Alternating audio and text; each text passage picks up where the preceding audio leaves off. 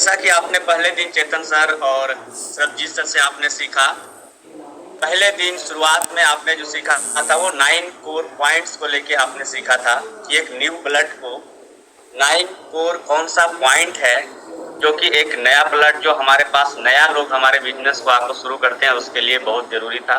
इसमें आपने सीखा था सबसे पहले ग्रेड अपलाइन को लेके आपने सीखा होगा, और मैं उम्मीद करता हूं कि जितना भी सेशन अपने बीच 1 घंटा चल रहा है, आप इस हर सेशन के एक एक पॉइंट्स को डायरी और पेन लेके बैठे और सब कुछ नोट डाउन करें।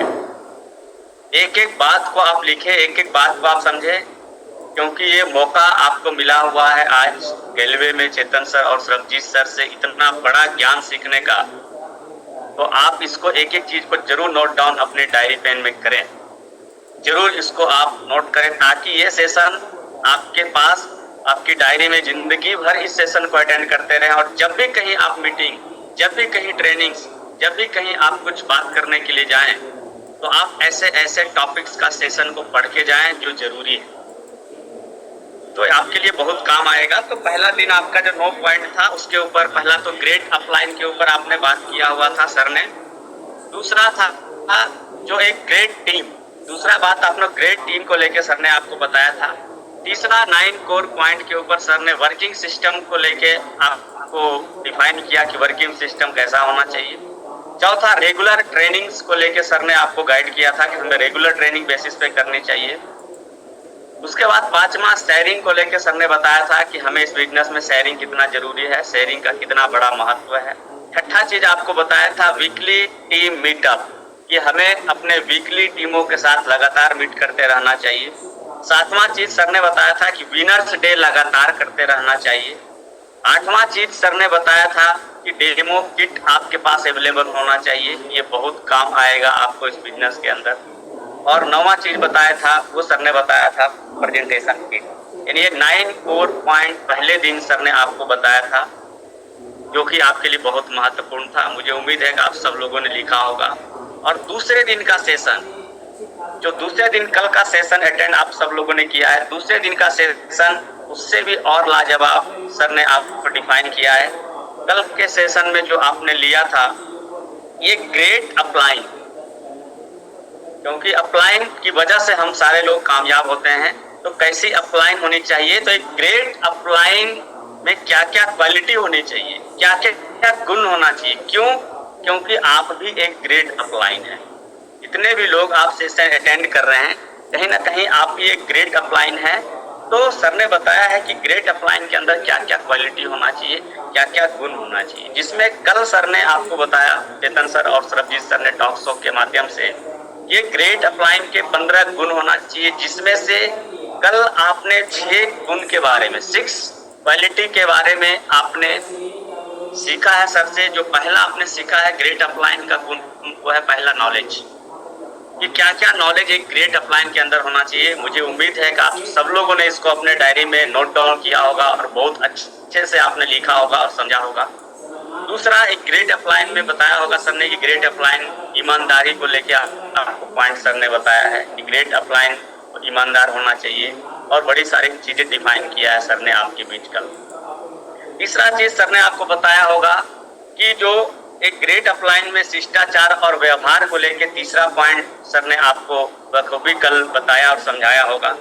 चौथा पॉइंट ग्रेट अपलाइन का जो गुण होना चाहिए वो है एटीट्यूड, कैसा एटीट्यूड होना चाहिए एक अपलाइन, वो ग्रेट अपलाइन जिसे आप कहते हैं उसका एटीट्यूड कैसा होना चाहिए, तो उसको सर ने कल आपको बताया। पांचवा चीज आपको सर ने कल बताया होगा मोरल बूस्टर, एक ग्रेट अपलाइन में मोरल बूस्टर होना चाहिए।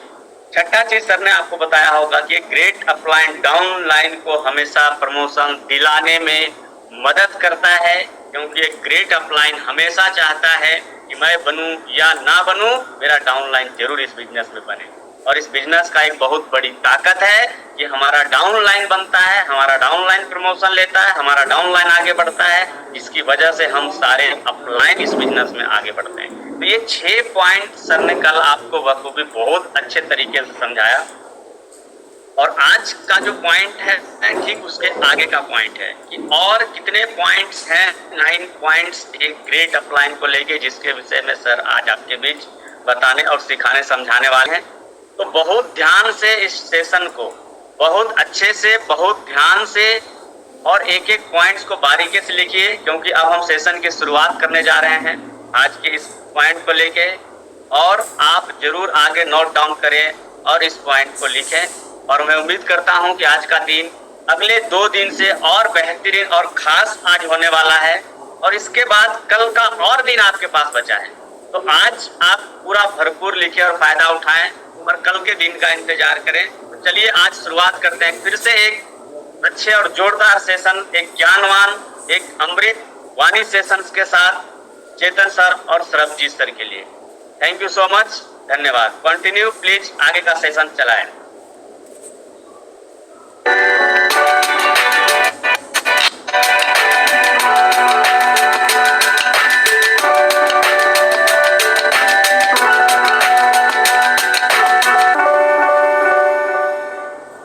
नमस्कार, Sat Sri Akal and a very good morning to all of you.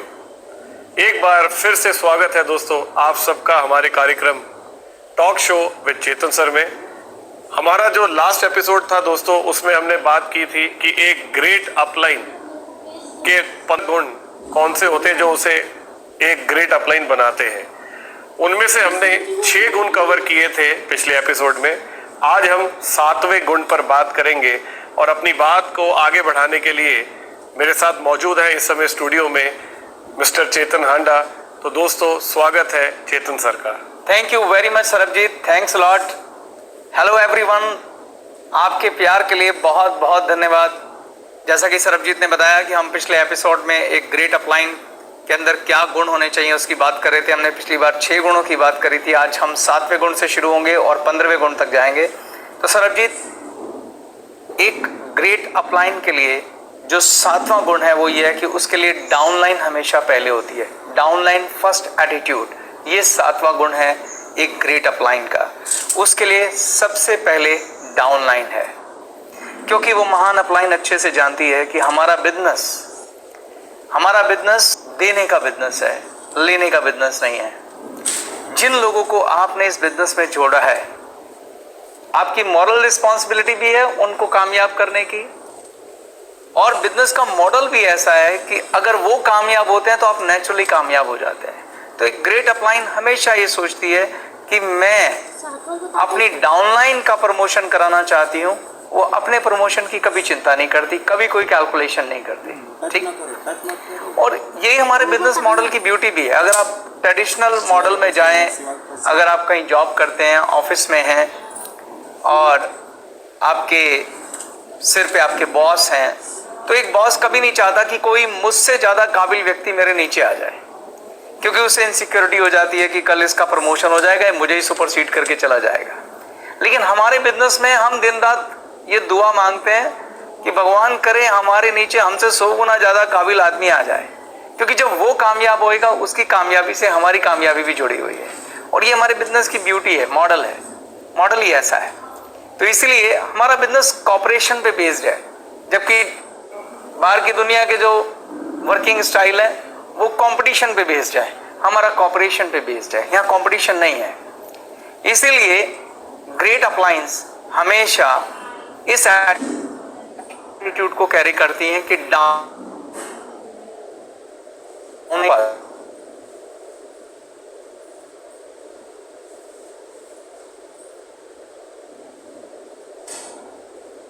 मैं पहले नहीं हूं, मेरी डाउनलाइन पहले है। तो वो दिल से हो, it's a business of heart, it's not a business of brain. दिमाग लगाने की जरूरत नहीं है, सिर्फ दिल से। जैसे आप अपने बच्चों के लिए दिन रात दुआ मांगते हैं, उनको स्टैंड करने के लिए मेहनत करते हैं, और हर बाप का ये सपना होता है कि मेरा बेटा मुझसे भी ऊपर कहीं चला जाए, ऐसा ही एटीट्यूड हमारे बिजनेस मॉडल में भी चाहिए। आप बिना किसी कैलकुलेशन के, बिना किसी ग्रीड के, बिना किसी लालच के, आप बस ये देखिए कि मेरे को अपने नीचे 6 लैख क्रिएट करने हैं और उन 6 बच्चों को कामयाब बनाना है, 6 डाउनलाइन को कामयाब बनाना है, और उस समय कोई कैलकुलेशन नहीं करनी। ठीक वैसे जैसे हम अपने बच्चों को खड़ा करना चाहते हैं, स्टैंड करना चाहते हैं। अगर आप इस एटीट्यूड से काम करेंगे कि डाउनलाइन फर्स्ट, तो आपको कामयाब होने से कोई नहीं रोक सकता।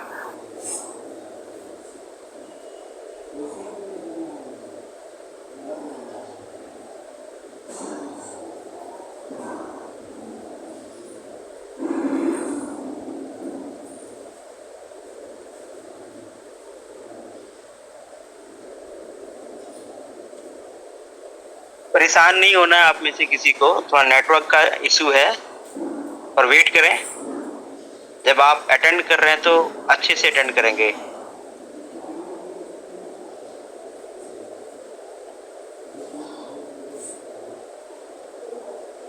मेरा बेटा मुझसे भी ऊपर कहीं चला जाए, ऐसा ही एटीट्यूड हमारे बिजनेस मॉडल में भी चाहिए।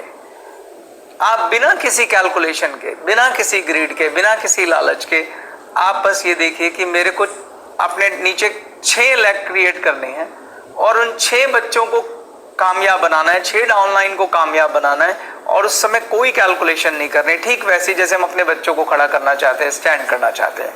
अगर आप इस एटीट्यूड से काम करेंगे कि डाउनलाइन फर्स्ट, तो आपको कामयाब होने से कोई नहीं रोक सकता।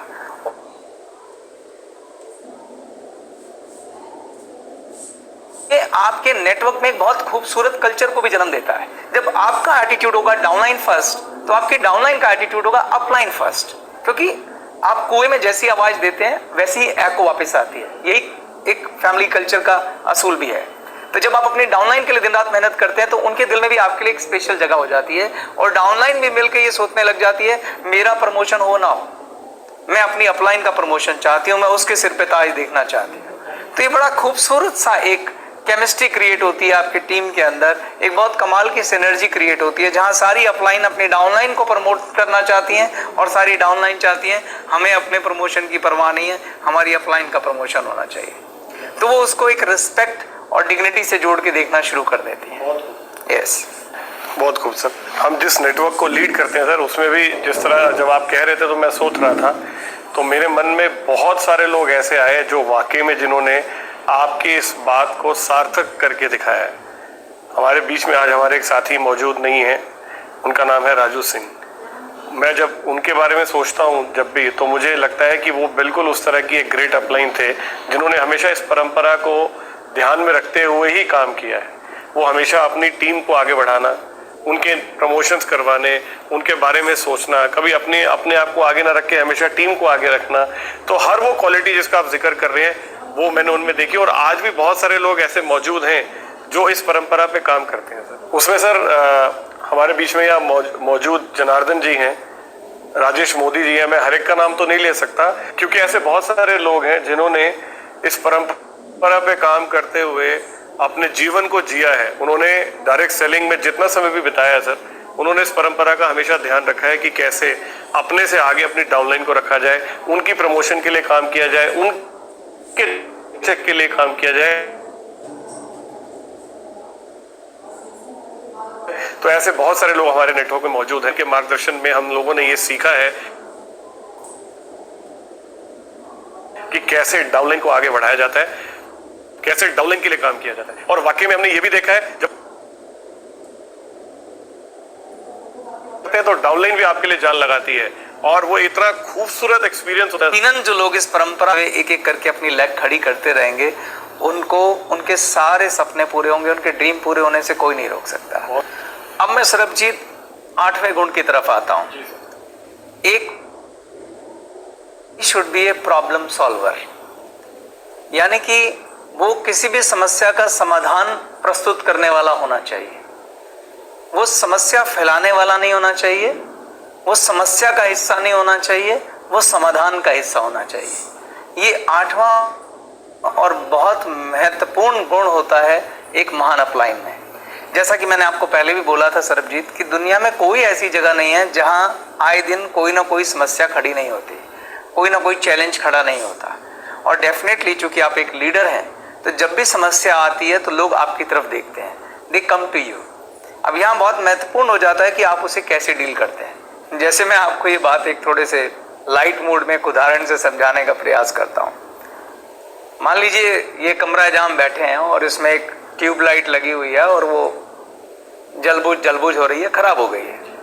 8-10 लोग बैठे हैं। आपने वो एक कैरेक्टर की बात करी थी ना, क्या नाम था उसका, उदास कुमार तो ये वो 8-10 लोग उदास कुमार ही बैठे हुए थे, एंड इनकी प्रतिक्रिया उस ट्यूब को लेके क्या है वो मैं आपको समझाना चाहता हूँ।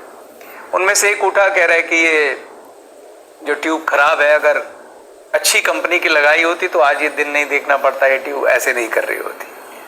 दूसरा बोल रहा है कि हाँ, अगर अच्छी क्वालिटी का तार लगाया जाए या अच्छे इलेक्ट्रीशियन से लगवाया जाए तो भी ये स्थिति नहीं होती।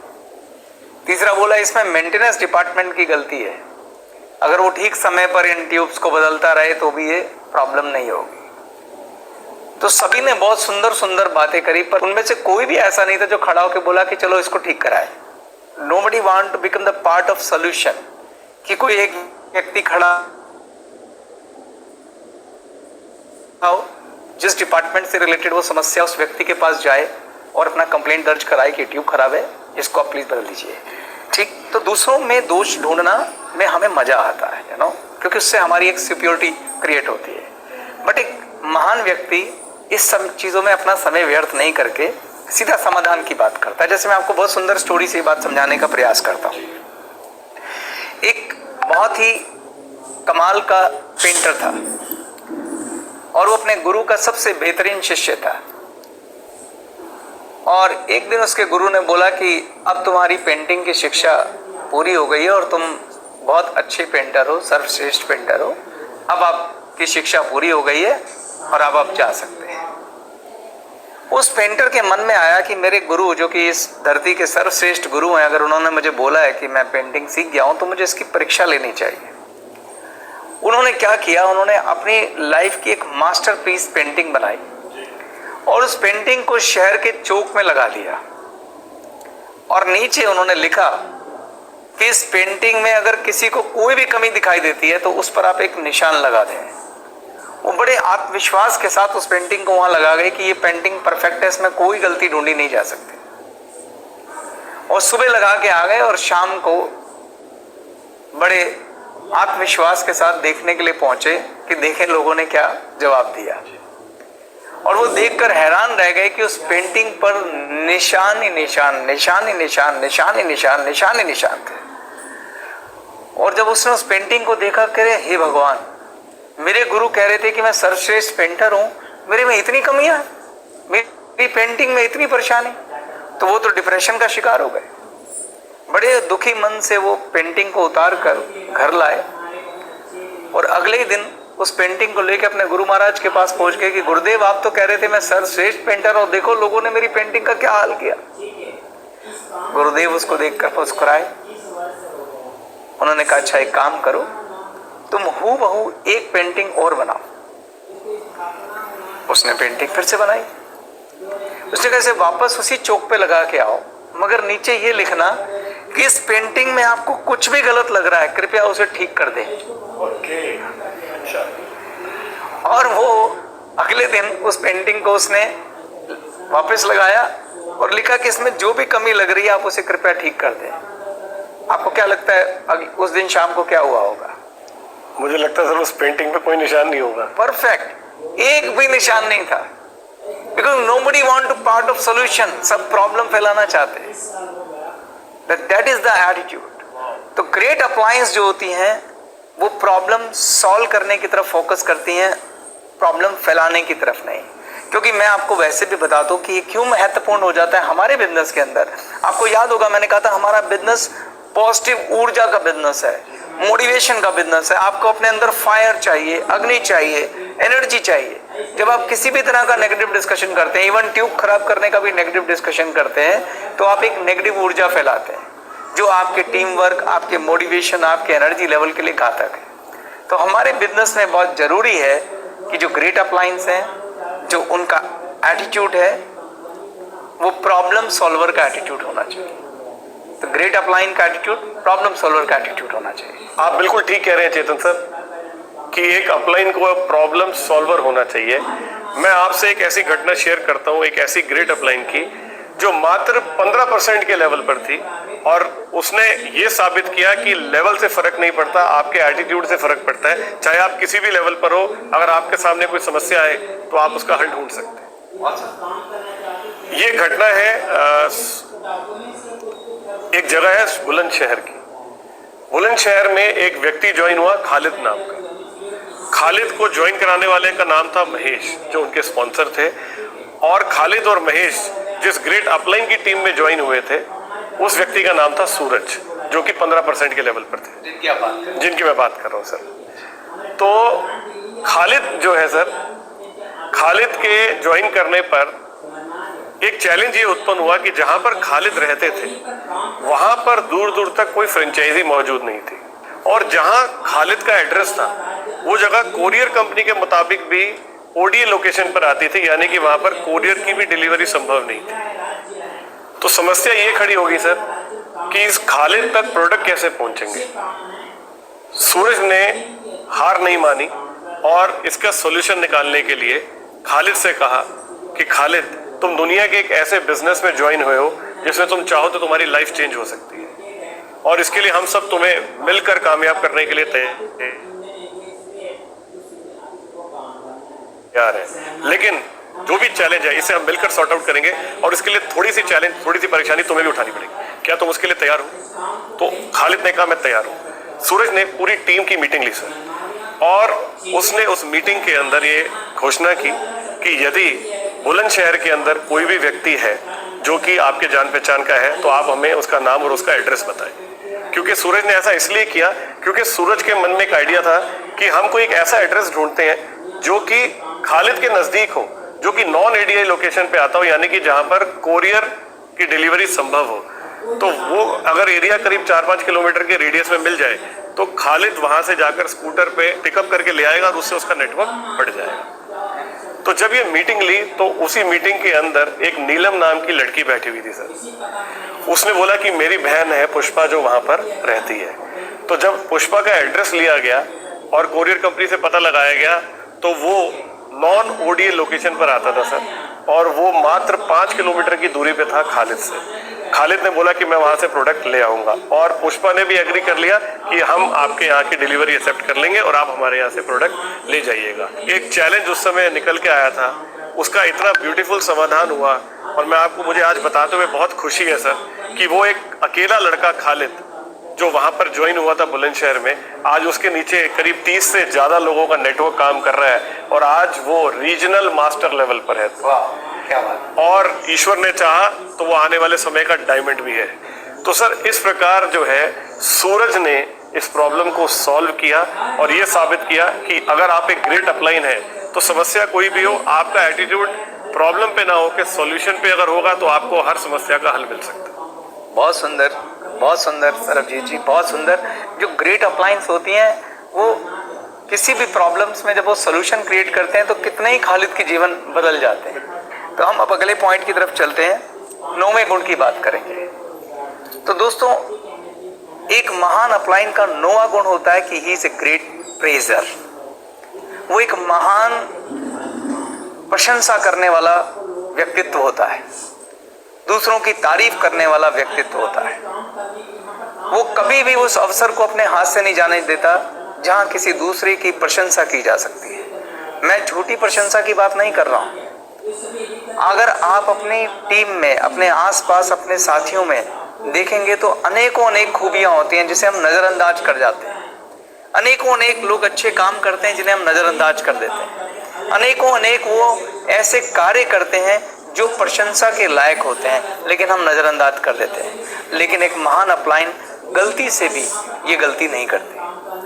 वो कोई मौका नहीं छोड़ती जहां वो अपने डाउनलाइन को, अपने साथियों को, अपनी अपलाइन को, जिसने भी कोई भी अच्छा काम किया है वो कोई मौका नहीं छोड़ती, वो खुल के उनकी प्रशंसा करती है। तो प्रशंसा करना एक महान अपलाइन का बहुत बड़ा गुण है। इसके बारे में मैं अभी और विस्तार से आपको बताता हूँ। तो सरबजीत, मैंने आपसे बताया कि जो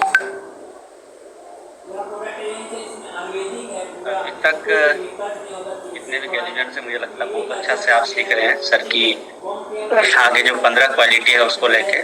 और मुझे लगता है कि कुछ लोग हैं जो इधर उधर ताक झाँक कर रहे हैं। मुझे लगता है कि मैं भी स्क्रीन पे लगातार चेक ही कर रहा हूँ।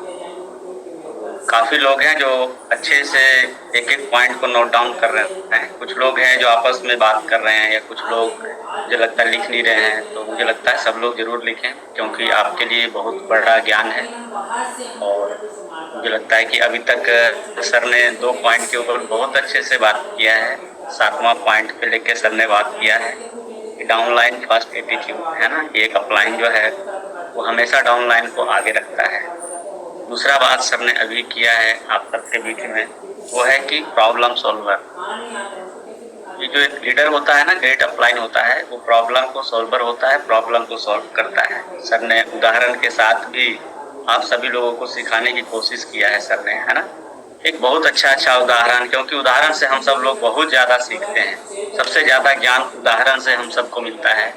तो ये ट्रेनिंग इतना खूबसूरत है कि हमें एक एक पॉइंट के ऊपर सर हमें उदाहरण के साथ बताते जा रहे हैं ना। सर ने एक बल्ब का उदाहरण देके आपको समझाया कि किस तरह से समस्या नहीं समाधान करता है। जो लीडर होता है, एक अपलाइन होता है, उसका क्या क्या गुण है ना, तो समाधान का हिस्सा हमेशा बनता है, प्रॉब्लम का हिस्सा नहीं बनता है, वो हमेशा समाधान बनता है। सर ने उदाहरण से हम सब लोगों को बताया, एक पेंटिंग का उदाहरण दिया है ना, उसको सर ने आपके बीच बहुत अच्छे से बताया है ना। और सरजीत सर ने एक खाली जो है उसको लेकर सर ने अभी उदाहरण से आपको बताया है कि खाली तो किस प्रकार से ध्यान समस्या पे नहीं था कि यहाँ पे कोरियर सर्विस अवेलेबल नहीं है। ध्यान था कि जहाँ कोरियर सर्विस अवेलेबल है हम वहाँ ढूंढे कि कहाँ प्रोडक्ट मिल सकता है, और वहाँ से लाके हम अपना बिजनेस बढ़ा सकते हैं, वहाँ से लाके अपना प्रमोशन ले सकते हैं। उन्होंने समाधान का पार्ट और समाधान था, है ना, समाधान ढूंढा और वो बिजनेस भी बना और आगे वो प्रमोशंस भी ले रहा है। तो ये बहुत उदाहरण सर साथ के साथ दे रहे हैं। मुझे लगता है कि आप आगे कंटिन्यू ऐसे ही सुनते सीखते जाइए और नोट डाउन करते जाइए, जिस प्रकार से मैं लिखता जा रहा हूँ और समझता जा रहा हूँ। मेरे लिए भी बहुत एक अद्भुत ज्ञान है जो मुझे मिल पा रहा है इस समय, और मैं भी लगातार सीख रहा हूँ। 3 दिन तक, तीसरा दिन सीख रहा हूँ। आप सब लोग भी जरूर लिखें और सीखें, क्योंकि एक एक शब्द सर ने बहुत अच्छे से आपके बीच रखा है, और इससे बड़ा शब्द डायरेक्ट सेलिंग में आपको कहीं किसी से नहीं मिल सकता है। वो सिर्फ पॉसिबल है तो वो गैलवे में पॉसिबल है। हमारे founder Chetan sir, Sarjeet sir, Sanjeev sir से ही सब कुछ पॉसिबल है। तो मैं चाहूँगा जरूर इसको आप ध्यान से नोट डाउन करते रहें। मैं आगे कंटिन्यू करता हूँ सेशन को, जरूर एक बार सेशन को आगे बढ़ाएं। एक महान अपलाइन होती है, वो एक ग्रेट प्रेजर होती है, तारीफ करने वाली। कहीं ना कहीं ये बात पॉजिटिव एटीट्यूड से भी जुड़ी हुई है। अगर किसी के पास सकारात्मक नजरिया तो वो हमेशा दूसरों में पॉजिटिव ढूंढता है। जैसे मैंने एग्जांपल दिया था, एक रुकी हुई घड़ी भी दिन में 2 बार सही समय दिखाती है। तो उसी गुण को इस्तेमाल करते हुए महान अपलाइन उसके उस गुण की तारीफ करने से भी कभी नहीं चूकती है। इस बात को समझना चाहिए। द ग्रेटेस्ट मोटिवेशन, एक महान अपलाइन की एक बहुत बड़ी जिम्मेदारी है कि वो अपनी डाउनलाइन को मोटिवेटेड रखे, फायर पे रखे, ऊर्जा पे रखे, आत्मविश्वास पे रखे। और किसी को मोटिवेट करना हो तो ग्रेटेस्ट मोटिवेशन किसी के लिए क्या होता है जानते हैं आप? पेट की भूख से भी ज्यादा महत्वपूर्ण भूख अगर किसी व्यक्ति की होती है कि कोई उसको सम्मान दे, कोई उसे रिस्पेक्ट दे। हर व्यक्ति एक बीवी पति के लिए खाना बना के लाती है। ज्यादातर बीवी जब आपके आगे खाना रखती है तो उसके बाद आपकी तरफ इस आस से देखती है और पूछती है खाना कैसा लगा। आपको क्या लगता है वो क्या चाहती है? आपसे ये सुनना नहीं चाहती कि आप सिर्फ ये बोलो अच्छा लगा। वो आपकी तारीफ, आपके मुख से एक तारीफ का शब्द सुनना चाहती कि मैंने इतनी मेहनत करी, आपके लिए खाना बनाया, तो आप 2 लफ्ज सिर्फ तारीफ के कह कि आज खाना बहुत अच्छा बनाया, बहुत बढ़िया, तुम बहुत अच्छा खाना बनाते हो। बस ये 3 लाइनें कहिए तो उनकी जितनी भी मेहनत उन्होंने उस खाने को बनाने में की है उनकी कीमत वसूल हो जाएगी। ये बात हर व्यक्ति पे लागू होती है, खाली आपकी पत्नी पे नहीं, आप पे खुद पे भी लागू होती है। हम कोई भी छोटे से छोटा एक्ट भी अकम्प्लिश करते हैं। आप देखिए सुबह से लेकर रात तक हम कितने काम ऐसे होते हैं जिन्हें कंप्लीट करते हैं, जिसमें अपनी जान लगाते हैं, एनर्जी लगाते हैं, ऊर्जा लगाते हैं। तो जब भी आप उस काम को कंप्लीट करते हैं तो आप जरूर चाहते हैं कि काश कोई हो जो इसे नोटिस कर ले। नोटिस कर ले मतलब इसको नजर मारिए मैंने किया है। और काश कोई हो जो नोटिस कर रहा है वो 1 लाइन तारीफ की बोल दे। जैसे वो ये बात 1 लाइन तारीफ की बोल देगा तो आपका मोटिवेशन लेवल नेक्स्ट लेवल पे चला जाएगा, और अगली बार जब उस काम को आप करेंगे तो और बेहतर तरीके से करेंगे। तो हर व्यक्ति इस चीज का भूखा होता है। मैं भी इसमें शामिल हूँ, आप भी शामिल हैं, हर व्यक्ति इसमें शामिल है कि कोई हो जो उनका काम नोटिस करे, कोई हो जो उसको प्रेज करे, तारीफ करे, उसकी प्रशंसा करे। तो महान अपलाइन कोई भी ऐसा अवसर जाने नहीं देती जहां उनकी डाउनलाइन ने कुछ भी अच्छा किया है, तो उसे प्रेज करने से चूके, कभी नहीं चूकते। जैसे मैं आपको बोलता हूँ, बहुत सारे काम अपनी डाउनलाइन को बोलते हैं। हमने अपनी डाउनलाइन को बोला कि आप लिस्ट बनाइए। आपकी एक डाउनलाइन आपके एक बार कहने पर 100 लोगों की लिस्ट बना के ले आए। और मैंने आपको रूल बताया था कि प्रेज हो सके तो सबके बीच में करना चाहिए। आपने पहले उसको अकेले में भी प्रेज किया कि वाह भाई वाह, आपने बहुत अच्छा काम किया, आपने पूरी लिस्ट बनाई। और बाई चांस उसी शाम को एक मीटिंग होती है, आपने सबके बीच में बोला, अरे सरबजीत जी को मैंने कहा था लिस्ट बना के लाइए, इन्होंने विदाउट मेरे दोबारा कहे कि 150 लोगों की लिस्ट बना के लाए। तो ये एक बहुत बड़ी तारीफ है। तो जब आप अपनी डाउनलाइन को कोई गाइडेंस देते हैं और वो उस गाइडेंस पे काम करती है, तो आपको उनकी तारीफ करनी चाहिए। और भी छोटी छोटी तारीफ कर सकते हैं। अगर मान लो कोई अच्छी शर्ट पहन के आया है, ऑनेस्टली आपको अच्छी लग रही है, आप उसे बोलिए कि यार तेरी शर्ट बहुत अच्छी लग रही है, तेरा हेयर कट बहुत अच्छा है, तेरे शूज़ बहुत अच्छे हैं, तेरी घड़ी बहुत अच्छी है। तो जो भी कुछ भी किसी ने थोड़ा भी अच्छा किया है, तो उसको अगर आप कॉम्प्लीमेंट करेंगे, उसको प्रशंसा देंगे, तो उसे सुनकर अच्छा लगेगा। किसी ने शेयरिंग करी है, आप उसको, जब वो स्टेज पे होता है तो हम तालियां बजा के सब तारीफ करते ही हैं, लेकिन जब वो स्टेज से नीचे उतर के आए और आप अकेले में उसके कंधे पे हाथ रख के बोले बहुत अच्छी शेयरिंग की है, उसे बहुत अच्छा लगेगा। कोई ट्रेनिंग दे के आया, स्टेज पे जब वो ट्रेनिंग दे रहा है तब आप सब क्लैपिंग करके उसकी प्रशंसा करते हैं, वो तो है ही, लेकिन अगर आप एक पर्सनल प्रशंसा भी करेंगे तो ये भी एक महान अपलाइन की निशानी है। एक महान अपलाइन अपनी डाउनलाइन को सिर्फ एक बार कह दे कि तूने हम सबको, आज हमें सबको तेरे पे प्राउड है, कितना अच्छा तूने शेयरिंग किया है, कितना अच्छा ट्रेनिंग किया है। तो never miss an opportunity to appreciate, to praise your downline. कभी भी महान अपलाइन को, अपनी डाउनलाइन को अप्रिशिएट करने में चूकना नहीं चाहिए। बहुत खूब सर, बहुत खूब सर। मैं एक बात इससे जुड़ी हुई आपसे पूछना चाहता हूँ। आपने हम सबको एक चीज़ सिखाई थी जिसे आप कहते हैं RRR, recharge, reward and recognition. तो क्या ये प्रेज भी कहीं ना कहीं ये 3R का पार्ट नहीं है? बिल्कुल बिल्कुल, बहुत बढ़िया बात आपने बोली। चाहे रिचार्ज हो, चाहे रिवार्ड हो, चाहे रिकॉग्निशन हो, तीनों प्रेज से ही आते हैं, तीनों प्रशंसा से ही है। प्रशंसा करने के ही 3 तरीके हैं। अब मैं 10वें गुण पर आता हूँ। 10वां गुण एक महान अपलाइन का है कि एक महान अपलाइन हमेशा जिम्मेदारी लेती है, टेक्स रिस्पॉन्सिबिलिटी। देखिए, हमारा बिजनेस टीम वर्क का बिजनेस है, हम मिल के काम करते हैं और बहुत सारे चीज़ों को हमें ऑर्गेनाइज करना होता है। स्पेशली जब मैंने आपको बताया था कि नो पॉइंट में महान अपलाइन का काम है कि अपनी डाउनलाइन के लिए एक वर्किंग सिस्टम डिज़ाइन करें। वर्किंग सिस्टम के अंदर बहुत सारी चीज़ें होती हैं। आप 1-to-1 हाउस प्रेजेंटेशन कौन लेगा, मेगा बिजनेस प्रेजेंटेशन कौन लेगा, शेयरिंग कौन लेगा, ट्रेनिंग कौन लेगा, ठीक, और वीकली टीम मीटअप कहाँ, कैसे, कब ऑर्गेनाइज होगी, विनर डे कैसे सेलिब्रेट किया जाएगा, छोटे छोटे फंक्शन सेलिब्रेट किए जाते हैं, कई बार पिकनिक सेलिब्रेट की जाती है। और इस सब के अंदर हम एक पूरा सिस्टमेटिक सिस्टम बनाते हैं। और सिस्टम को चलाने के लिए कौन चाहिए? लोग चाहिए, और उन लोगों के ऊपर एक लीडर चाहिए। और वो लीडर कौन होता है? द ग्रेट अपलाइन, महान अपलाइन। तो जो महान अपलाइन है वो जिम्मेदारी लेती है। वो कहती है कि मैं शिप की कैप्टन हूँ और ये वर्किंग सिस्टम मेरे अंडर चल रहा है, इस सिस्टम में कुछ भी गड़बड़ होगी तो मैं जिम्मेदार हूँ। वो दोषारोपण नहीं करती है, मैंने तुझे ऐसा कहा था, मैंने तुझे वैसा कहा था, तेरी गलती है, वैसे नहीं। वो कहती है जो गलत होगा मेरी जिम्मेदारी, मैं सिस्टम इस ढंग से चलाऊंगा कि गलती होने ना पाए। वो ठीक से फॉलोअप करती है, हर चीज़ को डबल चेक करती है कि जैसे उसने हाउस प्रेजेंटेशन का रोस्टर बनाया, जिसने प्रेजेंटेशन ले रही है वो आया, नहीं आया तो हमेशा रेडी रहती है कि मैं अगर ये नहीं आया तो नेक्स्ट क्या होगा। उसके पास हमेशा प्लान बी तैयार होता है।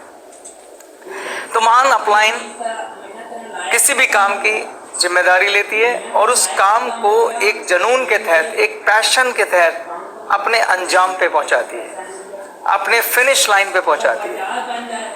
When I say great upline take responsibility, जब मैं ये कहता हूँ कि कोई महान अपलाइन जिम्मेदारी लेती है तो उसका एक सिंपल मतलब है, जब आप किसी को काम दे के भूल सकें कि यार ये काम इसको दे दिया है तो ये होगा ही, तो मैं कहूँगा कि उस बंदे ने उस काम की सही से रिस्पॉन्सिबिलिटी ली है। लेकिन अगर किसी व्यक्ति को आपने काम दिया, जैसे फॉर एग्जाम्पल मैंने सरबजीत जी आपको काम दिया कि आज शाम को पौधों में पानी दे देना, और आपने रिस्पॉन्सिबिलिटी ली और मुझे एश्योर किया सर आप चिंता मत करिए, आपने काम मुझे दे दिया, शाम तक पौधों को पानी मिल जाएगा। अब मैं शाम को आता हूँ और मैं देखता हूँ पौधों को पानी नहीं है। मैंने कहा सरबजीत आपको मैंने काम दिया था, आपने कहा सर मैं गया था पौधों को पानी देने, पर देखा क्या कि पानी नहीं आ रहा, अब मैं क्या करूं, मुझे कुछ समझ नहीं आया। Then you are not a great upline. This is a excuse. Great upline मैंने पहले ही बताया था, प्रॉब्लम सॉल्वर होती है। ठीक है, अगर पानी नहीं आया तो क्या हुआ, सर्वजीत को इसके आगे सोचना था, मैंने इस काम की जिम्मेदारी ली है, पौधों को पानी मिलना ही चाहिए, तो वो कोई सॉल्यूशन ढूंढेगा। पानी नहीं आया, मैं पड़ोसियों के घर से पानी में भर के लाऊं, या मैं कोई टैंकर मंगवाऊं, या मैं कुछ भी करूं, पर मुझे इस काम को अंजाम तक पहुंचाना है। और अगर शाम को सर मैं आऊं वापस और सरबजीत बोले कि सर आज पानी नहीं आया था, पर मैंने जुगाड़ करके किसी तरह से आज पौधों को पानी दे दिया, तो अब आप हकदार हैं किसके, प्रशंसा के, तारीफ के, रिकॉग्निशन के, रिवॉर्ड के।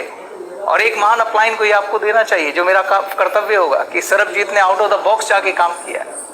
तो महान अपलाइन रिस्पॉन्सिबिलिटी लेती है और उस काम को अंजाम तक पहुंचाती है, एक्सक्यूज नहीं देती है। They never give excuse. अब हम अगले पॉइंट की तरफ चलते हैं, 11वें पॉइंट की तरफ। तो 11वां गुण जो एक महान अपलाइन में होना चाहिए, महान upline always lead by example. वो अपने डाउनलाइन को उदाहरण के द्वारा, वो उनके लिए एक उदाहरण होती है और उदाहरण बनकर उनको लीड करती है, यानी कि वो अपने एक्शन पे नजर रखती है। देखिए एक बड़ा सिंपल सवाल है मेरा आपसे, आप मुझे बताइए कि आप डायरेक्ट सेलिंग में आए हैं, आप एक अपलाइन हैं, आप अपने नीचे एक नेटवर्क क्रिएट कर रहे हैं जिसमें बिजनेस होगा, बहुत सारे प्रोडक्ट बिकेंगे। तो आप इमेजिन करिए कि आपका आइडियल नेटवर्क कैसा होना चाहिए।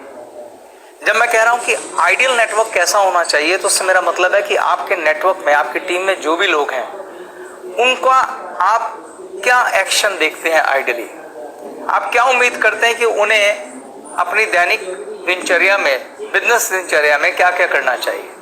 जैसे अगर मैं होऊंगा तो मैं चाहूंगा कि जो नए ब्लड को टाइम पर मिलना चाहिए वो सब मिलना चाहिए, यानी कोई भी नया डिस्ट्रीब्यूटर आए वो प्रेजेंटेशन देखे, वो सारी ट्रेनिंग करे और ट्रेनर 1 के लिए भी प्रयास करे, वो लिस्ट भी बनाए, वो टाइमली गेस्ट इंट्रोड्यूस करे, वो प्रोडक्ट की ट्रेनिंग करे, वो प्रोडक्ट खुद यूज करे, ठीक, और वो एक रेगुलर कंज्यूमर ऑफ प्रोडक्ट भी हो और वो रिटेल भी लगातार करे। ये मैं मोटा मोटा बता रहा हूँ, और भी बहुत सारी चीजें, पर मैं ये चाहता हूँ कि मेरी डाउनलाइन में हर व्यक्ति, जो भी डिस्ट्रीब्यूटर आया है, वो वेल ट्रेन्ड, एजुकेटेड, ज्ञानवान, विजडम वाला और अपने एक्शन पर आइडली चलने वाला, कंपनी के सिस्टम को फॉलो करने वाला, डिसिप्लिन में रहने वाला, एथिकल, ऑनेस्ट, ईमानदार, टीम कल्चर को फॉलो करने वाला होना चाहिए। सपोज मैं ऐसा चाहता हूँ, और मुझे लगता है मैं क्या चाहता हूँ, दुनिया में हर महान अपलाइन चाहेगी कि मेरी डाउनलाइन में ऐसा खूबसूरत फैमिली कल्चर हो, जहाँ डिसिप्लिन हो और जहाँ बिजनेस के लिए सब लोग सिंसियर हो, ठीक। तो मैं इसको ये कहना चाहता हूँ कि जो महान अपलाइन है वो अच्छे से जानती है कि हमारा बिजनेस डुप्लीकेशन का है, एंड आपकी डाउनलाइन आपको अपना रोल मॉडल मानती है। आप जो भी करेंगे आपकी डाउनलाइन उसको डुप्लीकेट करेगी, या दूसरे शब्दों में आप कहिए कि जो भी कुछ आप अपने डाउनलाइन से कराना चाहते हैं आप खुद करने लग जाइए। आप चाहते हैं डाउनलाइन आपकी रिस्पेक्ट करे, आपको अपनी अपलाइन की रिस्पेक्ट करनी चाहिए। आप चाहते हैं कि आपकी डाउनलाइन ट्रेनिंग ले, एजुकेशन ले, आपको एजुकेशन और ट्रेनिंग लेनी चाहिए। आप चाहते हैं वो 7 दिन के अंदर लें, तो आप अपने शेयरिंग में ये कह सकें कि मैंने ज्वाइन करने के पहले 10 दिन के अंदर सारी ट्रेनिंग पूरी कर ली थी। यकीन मानिए आपकी डाउनलाइन भी यही करेगी। तो जो भी आप एक्शन करेंगे, क्योंकि हम अपने एक्शन की शेयरिंग करते हैं और आपकी डाउनलाइन उस शेयरिंग को सुनती है, उस शेयरिंग से वो लोग इंस्पायर्ड होते हैं कि हमारी अपलाइन ने ये सब एक्शन किए थे तो हम भी करेंगे, और उन एक्शन को लाइव देखते भी हैं। तो your action is very very important. Action have more sound than speaking. आपके बोलने से ज्यादा ताकत आपके एक्शन में होती है। स्पेशली हमारे बिजनेस में ये 2000% लागू होता है। तो आपको अपने बारीक बारीक एक्शंस को पर नजर रखनी चाहिए। जैसे अगर हम कहीं फ्रेंचाइजी में या किसी पावर हाउस में काम करते हैं, तो आप क्लीनिंग के ऊपर ध्यान रखेंगे तो आपकी डाउनलाइन भी क्लीनिंग पे ध्यान रखेगी। आप जितने भी वॉलंटियर हैं उनकी रिस्पेक्ट करिए। जो रूल रेगुलेशन आपने उस संस्था के बनाए हैं उन रूल रेगुलेशन की पहले आप रिस्पेक्ट करिए। मान लीजिए आपने रूल बनाया कि जब भी हम अंदर आएंगे हम अटेंडेंस रजिस्टर में साइन करेंगे, तो ये नहीं कि आपको लगे मैं तो सीनियर हूँ, मुझे अटेंडेंस लगाने की क्या जरूरत है। आप खुद अटेंडेंस लगाइए, आपकी डाउनलाइन भी लगाएगी। आप पैर पहुंच कर अंदर आएंगे, आपकी डाउनलाइन पैर पहुंच कर आएगी। आप बड़ों को रिस्पेक्ट देंगे, आपकी डाउनलाइन बड़ों को रिस्पेक्ट देगी। आप लेडीज को उठकर सीट देंगे, आपकी डाउनलाइन उठकर सीट देगी। आप गेस्ट को सीट की प्रायोरिटी देंगे, आपकी डाउनलाइन गेस्ट को सीट की प्रायोरिटी देगी। अगर आप ज्यादा से ज्यादा लगातार डायरेक्ट करते रहेंगे, आपकी डाउनलाइन भी लगातार डायरेक्ट करेगी। Once a networker always networker, इस सिद्धांत पे चलेंगे, मतलब आप लगातार गेस्ट इंट्रोड्यूस करते रहेंगे। आप एक ऐसी डाउनलाइन का निर्माण करेंगे जो लगातार गेस्ट इंट्रोड्यूस करेगी, लगातार डायरेक्ट मारेगी। अगर आप लगातार रिटेल करेंगे तो आपकी डाउनलाइन भी लगातार रिटेल करेगी। तो एक अच्छी महान अपलाइन अपने एक्शन से लीड करती है। तो आपको ध्यान रखना पड़ेगा दोस्तों कि जिस दिन आप कंपनी में कदम रखते हैं उस दिन से आप जिस गेस्ट को लेके आ जाते हैं उस गेस्ट के लिए भी आप अपलाइन बन जाते हैं। तो डे 1 से आपको अपने एक्शंस पर नज़र रखनी पड़ेगी। सबसे सिंपल है कि आप कंपनी के सिस्टम्स को फॉलो करिए, कंपनी के ट्रेनिंग के डूज एंड डोंट्स को फॉलो करिए, सारे रूल रेगुलेशन का सम्मान करिए। यकीन मानिए एक बहुत ही खूबसूरत नेटवर्क का, एक बहुत ही बढ़िया स्टेबल नेटवर्क का निर्माण होगा। प्रॉब्लम शुरू तब होती है सरबजीत जी जब लोग अपना दिमाग लगाने लग जाते हैं, जब वो सारे डोंट्स को फॉलो करने लग जाते हैं, शॉर्टकट में नए नए फार्मूले बनाने लग जाते हैं, तब परेशानी हो जाती है। तो ये 11वां गुण था। बहुत खूब सर। मैंने सर आपसे ही ये वाली बात सीखी है और इस बात को मैंने देखा भी है कि अगर आप अपनी टीम की हेल्प करना चाहते हैं, अपनी डाउनलाइन की हेल्प करना चाहते हैं, तो 2 तरीके उसमें सबसे ज़्यादा महत्वपूर्ण है। पहला, अपना खुद का बड़ा चेक बनाइए, क्योंकि जब आप अपना बड़ा चेक बनाते हैं तो यहाँ पर ऐसे नहीं कि आप स्वार्थी हो रहे हैं, आप और लोगों को लक्ष्य दे रहे हैं, आप और लोगों को प्रेरित कर रहे हैं उस चेक तक पहुँचने के लिए।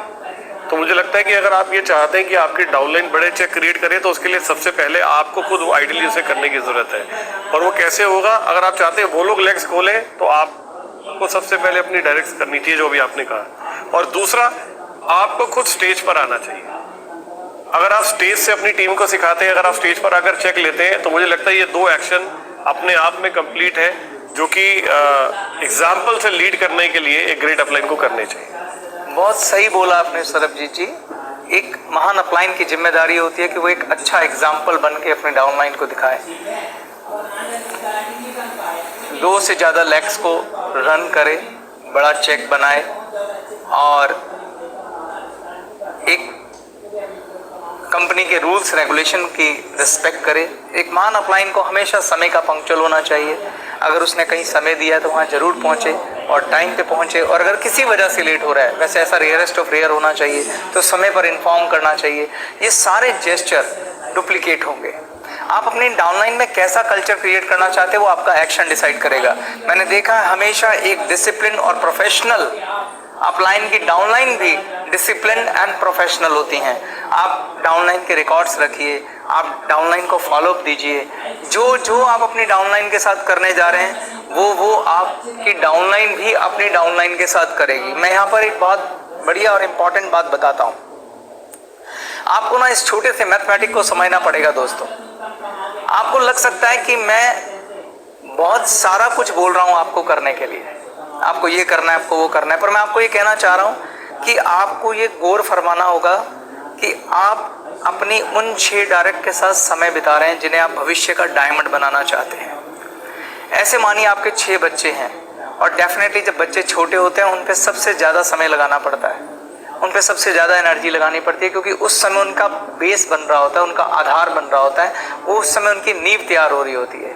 पर ये बात समझ लीजिए कि नींव के ऊपर आप जितना ज़्यादा टाइम लगाएंगे वो नींव उतनी स्ट्रांग बनेगी और उसके ऊपर उतनी ऊंची बिल्डिंग खड़ी हो सकती है। आपको यही 6 लोग आपके भविष्य में 600 भी बनेंगे, 6000 भी बनेंगे, 60,000 भी बनेंगे और 6 लाख भी बनेंगे। और ये 600 बनेंगे, 6000 बनेंगे, 60,000 बनेंगे, 6 लाख बनेंगे, डिपेंड करता है कि ये 6 कैसे होंगे। तो आपको 600 पे टाइम नहीं लगाना है, आपको 6,000 पे भी टाइम नहीं लगाना है, आपको 6 लाख पे भी नहीं लगाना है, आपको इन 6 लोगों पे टाइम लगाना है। इसलिए जितना टाइम आप इन लोगों पे लगाते हैं उतना ज्यादा टाइम आगे मल्टीप्लाई होगा, उतना ज्यादा टाइम आपके नेटवर्क में लगेगा, क्योंकि हर व्यक्ति उतना ज्यादा टाइम नीचे देगा, क्योंकि बिजनेस डुप्लीकेशन का है। इसीलिए वॉच योर एक्शन। एक महान अपलाइन को किसी भी नियम में कतोही नहीं बरतनी चाहिए। जो जो डाउनलाइन को चाहिए उसे खुल के देना चाहिए, अच्छे से वक्त देना चाहिए, अच्छे से समय लगाना चाहिए। जितने नियमों का पालन कर सकते हैं उतने नियमों का पालन करना चाहिए, ताकि आप एक महान नेटवर्क को जन्म दे सके। तो सर मैं आपकी बात से ये समझ पाया कि जिन 6 लोगों की आप बात कर रहे हैं ये आपके डायरेक्ट लेग्स हैं। नंबर 2, आप ये कहना चाहते हैं कि ये जो 6 लोग हैं ये आपकी नींव की 6 ईंटें हैं जिसके ऊपर एक बहुत बड़ी ऊंची इमारत खड़े होने वाली है। तो अगर आपकी जो नींव की ईंटें हैं अगर वो मजबूत होंगी, वो स्ट्रांग होगी, तो आप जितनी चाहे उतनी ऊंची इमारत को खींच सकते हैं। तो जो आपकी 6 डायरेक्ट हैं उनके साथ अपना हाथ ऐसे पकड़ लीजिए एंड होल्ड देम, और उन्हें बोलिए कि तुम मेरे कहने से इस बिजनेस में आए हो। अब ये हाथ मैंने पकड़ लिया है और मैं मेक श्योर करूंगा कि हम मिलके एज ए टीम काम करें, और मैं हाथ तब तक नहीं छोड़ूंगा जब तक तुम कामयाब नहीं हो जाओगे। अब मैं अगले गुण पे आता हूं जो इसी से जुड़ा हुआ है। महान अपलाइन हमेशा इस सिद्धांत को सेंटर में रख के काम करते हैं, और सिद्धांत का नाम है प्रिंसिपल ऑफ डुप्लीकेशन। महान अपलाइन हमेशा प्रिंसिपल ऑफ डुप्लीकेशन को सेंटर में रख के काम करती है। इस शब्द को दिमाग से हटने नहीं देती। प्रिंसिपल ऑफ डुप्लीकेशन ये कहता है सरबजीत जी कि मैं जो कुछ करूंगा मेरी डाउनलाइन वही सेम करेगी। आप जो करेंगे आपकी डाउनलाइन ने आपके एक्शन को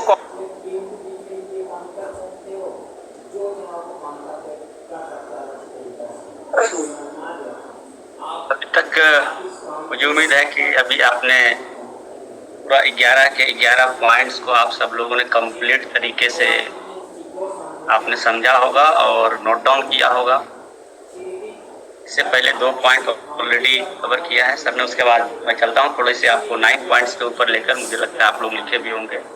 वो ग्रेट प्लेजर यानी एक महान प्रशंसा करने वाला होना चाहिए। एक ग्रेट अपलाइन कैसा होना चाहिए?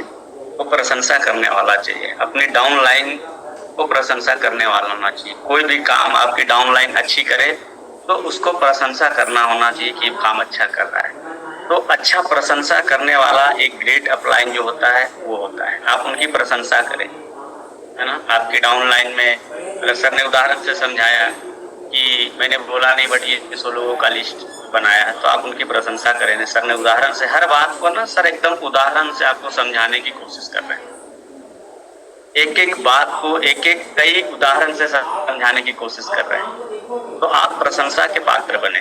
आप सब लोग ऐसा काम करें कि आपकी जो अपलाइन है वो आपको आपकी प्रशंसा करे। और कोई भी अपलाइन आपकी प्रशंसा तब करती है जब आप बहुत अच्छा करते हैं, जब आप वो सारा काम करने में खड़े उतरते हैं जो एक अपलाइन अपनी डाउनलाइन से चाहती है। अपलाइन भी आपकी प्रशंसा करती है। तो हमेशा रखिए जैसे क्या हमारा बिजनेस भी प्रशंसा का है। जब आप अच्छा ड्रेस कोड किसी का है तो आप उनकी प्रशंसा करते हैं, यार तुम्हारा ड्रेस कोड आज बहुत अच्छा लग रहा है। किसी का शर्ट अच्छा है, सर ने उदाहरण दिया है, तो उसको शर्ट के लेके प्रशंसा करते हैं कि यार तुम्हारा शर्ट बहुत अच्छा लग रहा है। अगर कोई अच्छा शेयरिंग करता है तो आप उसकी प्रशंसा करते हैं, भाई तू शेयरिंग बहुत अच्छा किया आज, है ना। आपकी ऑनलाइन ट्रेनिंग अच्छा लेती है तो आप उनको प्रशंसा करें कि भाई क्या कमाल का तूने ट्रेनिंग लिया भाई, उससे मुझसे भी अच्छा ट्रेनिंग तू ले सकता है। तो आप उनकी प्रशंसा लगातार जरूर करें। ये बिजनेस प्रशंसा करने का ही बिजनेस है। सर ने आपको एग्जाम्पल से दिखाया, ये बिजनेस रिचार्ज, रिवार्ड, रिकॉग्निशन ये सब कुछ प्रशंसा से मिलता है, तो आप जरूर करें। उसके बाद सर ने 10वां पॉइंट को लेके आपसे बात किया है, वो है जिम्मेदारी, टेक रिस्पॉन्सिबिलिटी यानी जिम्मेदारी लेना। तो आप लीडर्स हैं, एक ग्रेट लीडर का काम होता है कि जिम्मेदारी लेके काम को करना। सर ने उदाहरण से बनाया, उदाहरण भी आपको सामने दिया कि अगर आप एक ऐसा होना चाहिए जिसको कि आप काम देकर भूल जाएं, एक ऐसा लीडर होना चाहिए ग्रेट अपलाइन कि अगर आपकी अपलाइन ने आपको कोई काम दिया है और वो काम देकर भूल सके, ऐसा होना चाहिए अपलाइन। सर ने उदाहरण से भी आपको समझाने की कोशिश किया है ना कि अगर कोई एग्जाम्पल से कि सर कोई पौधा है और आपकी अपलाइन आपको बोल के गया है कि इस पौधे में शाम को पानी दे देना। देखो ये सारे क्या छोटे छोटे उदाहरण से जो आप लिखोगे जिससे कि आपको चीजें ज्यादा समझ में आए। तो आप क्या करते हो, अगर अपलाइन बोल के गया है तो मेरी जिम्मेदारी है, रिस्पॉन्सिबिलिटी है कि अपलाइन ने मुझे बोला है मुझे पौधे में पानी देना है। सर ने बहुत अच्छे से बताया कि आप पौधे में पानी देने जाते हो बट वहाँ पानी नहीं चल रहा है, पानी नहीं आ रहा है, तो आपकी जिम्मेदारी बनती है कि अगर पानी नहीं आ रहा है तो मैं कोई और सोल्यूशन ढूंढूं, या तो नल पे जाके चेक करूं पानी क्यों नहीं आ रहा है, क्या पता नल में कुछ अटक गया हो जिसकी वजह से पानी नहीं आ रहा हो, या क्या पता कुछ प्रॉब्लम हो वहाँ। अगर नहीं है तो हम सोल्यूशन ढूंढें, कि नहीं आ रहा है तो हम कहीं और से बगल से अरेंजमेंट करके पानी पौधे में डाल सकते हैं।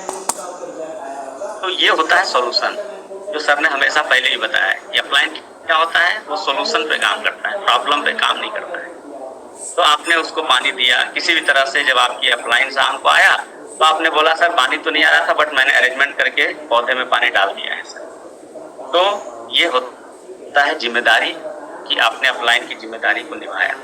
11वां पॉइंट सर ने आपके बीच बहुत अच्छे से समझाया है, वो है उदाहरण। देखिए इस बिजनेस में दोस्तों सबसे बड़ा अगर आप चाहते हो वो उदाहरण बन के लोगों को साथ करो। उदाहरण में बड़ी ताकत है। सर ने बहुत सारा एग्जाम्पल भी आपको उदाहरण को लेकर के दिया है।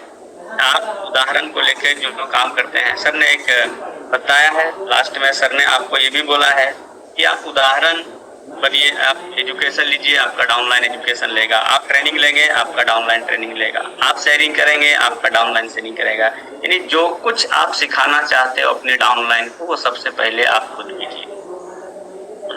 उसके बाद सरबजीत सर ने बड़े अच्छे से समझाया कि उन्होंने बताया कि मुझे लगता है कि 2 तरीका है आपको वो लोगों को समझाने का। एक तो आप बड़ा चेक बनाओ, इंसेंटिव बनाओ, ताकि लोग उदाहरण बन के आप सिखा सको। दूसरा सर ने बताया कि आप स्टेज के ऊपर आइए। स्टेज के ऊपर तभी आप आएंगे जब आपके पास बड़ा कुछ ट्रेनिंग्स है, एजुकेशन है, चेक है, प्रमोशंस है, तब आप स्टेज के ऊपर आते हैं। तो ये 2 तरीका है, चेक बड़ा बनाइए और स्टेज के ऊपर आइए। स्टेज के ऊपर आएंगे तो आप एक उदाहरण बनेंगे और लोग आपकी उदाहरण को फॉलो करेगा। ये सारी तरीका सर ने बताया है आखिरी में कि आप कम से कम 6 डायरेक्ट को फॉलो, आप 6 डायरेक्ट लाइन अपना खुद का चलाइए और उन 6 डायरेक्ट लाइन को फॉलो कीजिए। और ये 6 डायरेक्ट लाइन को अगर आप फॉलो कंटिन्यू करेंगे, एक बहुत अच्छा नींव बन जाता है। एक ऐसा नींव, एक ऐसा इमारत एक दिन बनता है, इस डायरेक्ट सेलिंग के इतिहास में आप बड़े प्रमोशंस, बड़े चेक, बड़े इंसेंटिव की तरह आप बढ़ जाएंगे। जरूर इसको फॉलो कीजिए। अब तक सर ने 11 पॉइंट आपको बताया है। अब हम आगे और बढ़ते हैं नेक्स्ट पॉइंट के ऊपर, तो जरूर आगे हम चलते हैं। कॉपी कर रहे हैं आपकी बात को नहीं। आप ऐसा नहीं कर सकते कि आप कहें अपनी डाउनलाइन से जाओ और एजुकेशन कर लो, मगर आपकी डाउनलाइन को पता है आपने एजुकेशन अटेंड नहीं करी। They will not listen you. आपको बोलना चाहिए आओ मेरे साथ, आओ मेरे साथ, चलो मिलकर एजुकेशन अटेंड करते हैं। दैट्स ए महान अपलाइन। ओके, तो ग्रेट अपलाइंस हर बात में प्रिंसिपल ऑफ डुप्लीकेशन को सेंटर में रखती हैं। कोई भी ऐसा काम मत करिए दोस्तों जो डुप्लीकेट नहीं हो सकता। फॉर एग्जाम्पल, मैंने भी थोड़ी देर पहले आपको बताया था कि कई बार हमारे दिमाग में बड़े नए नए आइडियाज आते हैं कि यार हमें इस काम को इस तरीके से करना चाहिए, उस तरीके से करना चाहिए, इस तरीके से करना चाहिए, और कई बार उसमें शॉर्ट टर्म सक्सेस मिल भी जाता है। जैसे मैं आपको एक उदाहरण देता हूँ। मेरे नेटवर्क में, मैं नाम नहीं लूंगा क्योंकि नाम लेना अच्छा नहीं होता, मेरे नेटवर्क में एक लड़के ने ज्वाइन किया। वो काफ़ी रिच फैमिली से था। ये बात है 1999 की, 1999 की। उसने क्या किया, हम तो घर में जाके 1-to-1 प्रेजेंटेशन करते थे या फिर हम ऑफिस में गेस्ट को बुला के प्रेजेंटेशन देते थे। उसने एक नया तरीका निकाला। उसके बाद पैसे थे, उसने 5 स्टार होटल के अंदर एक मीटिंग रखी और उसमें अपने बहुत सारे गेस्ट बुलाए और वहाँ प्रेजेंटेशन हुई। और डेफिनेटली 5 स्टार होटल था, उसने बहुत सारे वहाँ पे खाने के सामान भी रखे, तो डेफिनेटली बहुत सारे गेस्ट आए और कन्वर्जन भी अच्छी निकली और उसका बिजनेस शुरू हो गया। और शुरू में उसको बहुत स्पीड से प्रमोशन मिले क्योंकि वो बहुत ही अट्रैक्टिव था, बहुत ही कमाल था, बहुत ही अच्छी एम्बियंस थी, लोग आ रहे थे। मगर थोड़े दिन में क्या हुआ कि उसका नेटवर्क एक ग्रोथ के बाद जाके रुक गया।